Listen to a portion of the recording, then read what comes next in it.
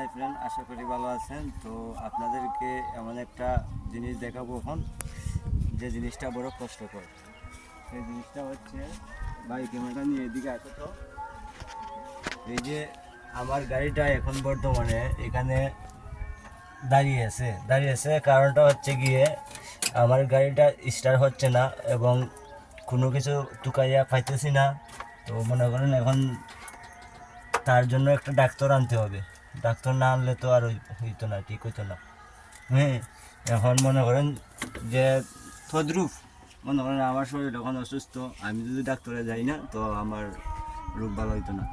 তো সবারই মানে গাড়িরও যে রকম জান আছে তদ্রুপ মানুষেরও এই রকমই জান আছে। মানুষের যেগুলা পার্টস আছে ঠিক তদ্রুপ গাড়িরও সেই রকম পার্টস আছে।